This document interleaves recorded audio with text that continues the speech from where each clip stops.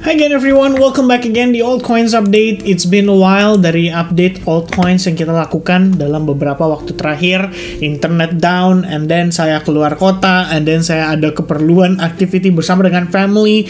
Dan sekarang baru ada kesempatan lagi untuk do some altcoin analysis. Dan request pertama yang saya tanggapi adalah XRP, karena XRP juga banyak banget army-nya, dan saya lihat sebenarnya something yang lumayan menarik lah untuk XRP bisa diconsider untuk dimanfaatkan. So, tanpa berpanjang lebar, kita langsung masuk ke dalam update untuk XRP-nya. And then, teman-teman sekalian, sedikit reminder, kita bakal ngadain live streaming. Saya terus terang belum tahu apakah akan kita adakan pada saat FOMC press conference live, atau mungkin sebelumnya. So, I do hope you guys can give me opinion. Make sure kalian type di kolom komen. Mungkin lebih seru kalau lagi press conference ya. Kita lihat market bergeraknya aktif banget dan bisa langsung taking action atau mungkin reacting based on apa yang terjadi pada saat market lagi live move seperti itu. Dan mungkin kita bisa ngobrol-ngobrol santai. Alright, so type di kolom komen. Dan teman-teman sekalian, XRP time frame weekly dulu ya, kita review as usual starting from the higher time frame. Habis itu kita masuk ke time frame yang lebih kecil, dan terakhir di hourly time frame supaya teman-teman lihat juga ada opportunity untuk dimanfaatkan dari segi trading atau tidak.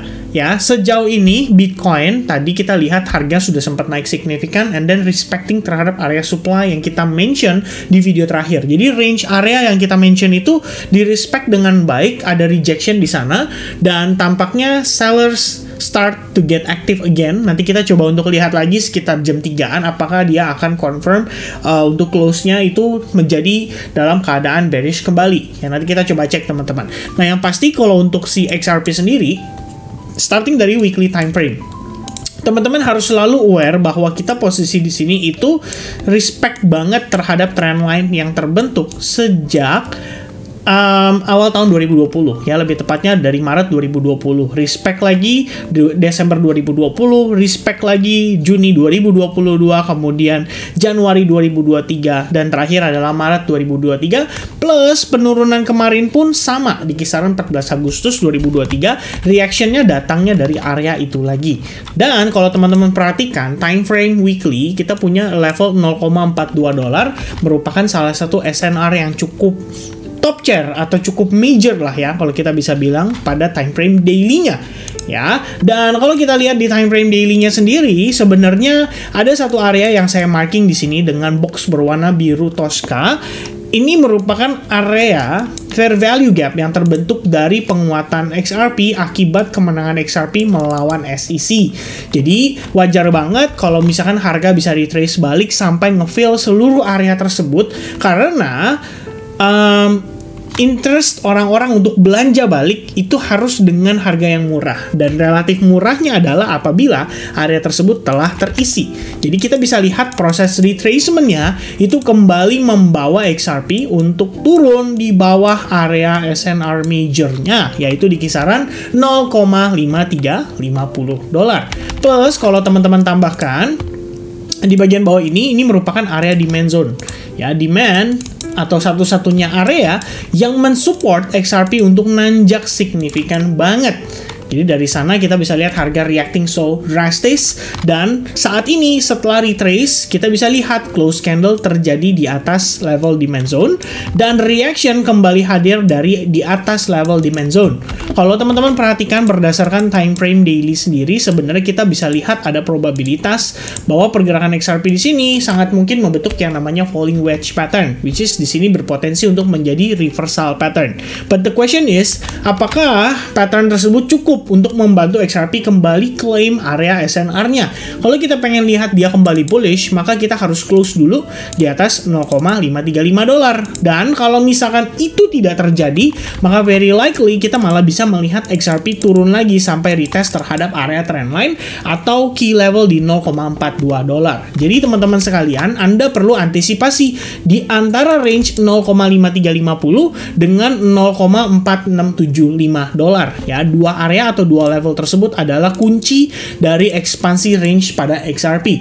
Break di bawah area 0.475 itu akan membawa XRP turun sampai ke 0.42, dan break di atas 0.5350 atau 0.5345 dan seterusnya itu bisa bantu XRP untuk reclaim kembali key level di kisaran $0.6, yang mana merupakan area psychology, yaitu ada di atasnya teman-teman sekalian ya. Nah, secara probabilitas dengan reaction dari demand zone ini, sebetulnya kita bisa bilang bahwa ada orang-orang yang mempertahankan area tersebut untuk tidak membawa XRP turun lebih jauh lagi. Ibaratnya teman-teman, kalau buat saya lihat kondisi seperti itu, sebenarnya ini merupakan area yang menarik untuk kita melakukan akumulasi lagi. Jadi kalau teman-teman yang percaya XRP untuk long term dan kalian sudah taking profit pada saat penguatan terjadi pasca kemenangan SEC ini, ya kita bisa lihat bahwa harga telah kembali ke area di mana XRP belum pump. Jadi kalau teman-teman dulu berpikir, wah telat banget nih beli XRP karena dia udah keburu menang lawan SEC. Jadi orang-orang yang ngebet against XRP dan mencoba untuk bisa dibilang mengalokasikan sebagian aset mereka untuk betting terhadap kemenangan XRP melawan SEC, mereka udah ngerasain profitnya. Dan saat ini kembali ke harga di mana posisi XRP belum menang melawan SEC. So this is the second change kalau teman-teman considering mau punya XRP untuk aset jangka panjang kalian. Ya, saya nggak bilang di sini kita harus spending seluruh uang kita. Kalau misalkan teman-teman memang punya plan untuk melakukan akumulasi terhadap XRP, mungkin saya consider kalau saya personally pribadi ya, saya sendiri melakukan DCA. Jadi saya nggak langsung belanja sekaligus. Mungkin sekarang beli around 10% and then maybe next 2 weeks atau 1 bulan lagi baru saya mulai alokasiin sebagian lagi. Tapi nggak semua saya belanjakan di dalam satu titik. Jadi saya mau memastikan average price saya tambah lama itu tambah murah. Intinya itu teman-teman. Oke? That's for the daily time frame. Kalau kita berbicara soal potensi itu masih panjang karena perjalanan kita menuju next bull run atau next halving itu juga masih panjang. Ya sekitaran kuartal pertama atau kuartal kedua di 2024 itu baru halving. Dan dari halving menuju bull run itu masih ada jangka waktu lagi. So, it's gonna take time. Tapi teman-teman sekalian harus mengerti di manakah kira-kira kalian akan berencana untuk melakukan akumulasi dan average price kalian tuh mau ada di mana. Intinya itu. Kalau saya sih personally, ya inilah area saya. Playground saya antara 0.42 sampai $0.6 lebih kurangnya. Yaitu adalah area saya. 0,42 sampai 0,5350. Ini adalah area saya melakukan akumulasi. That's it everyone. Ya.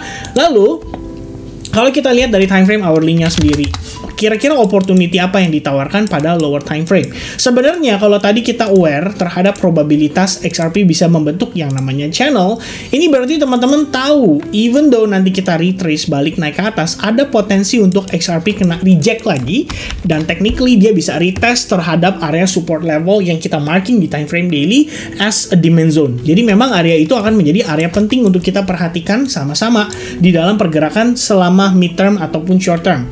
Nah, yang di-concern lagi adalah area ini merupakan previous high.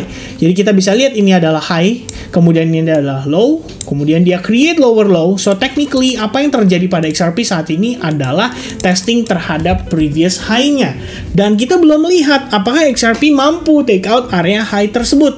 Karena kalau misalkan dia belum mampu, teman-teman harus tahu bahwa ada yang namanya equal high bisa menyebabkan XRP kembali mengalami rejection.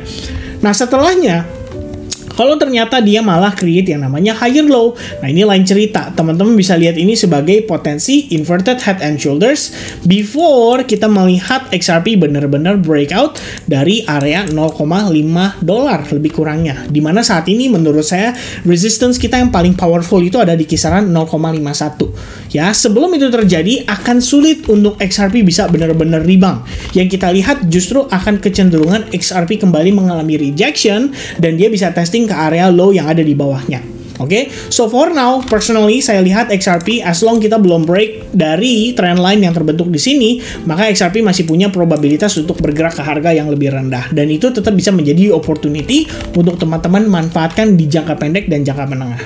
Oke, so I think that's it for XRP update. Sekilas saya sudah sampaikan ke teman-teman soal gimana plan saya akumulasi, kemudian kita juga sudah discuss soal range potential yang bisa dilihat oleh teman-teman, dan gimana kalau misalnya kita mau belanja atau kita mau buy pada futures market, idealnya momennya seperti apa ya. Sampai kondisi tersebut terjadi, maka teman-teman harus antisipasi XRP masih bisa terkena rejection kembali. Oke, so I guess that's it from me. Thank you very much guys for watching, and I'll see you guys again in the next update for Bitcoin.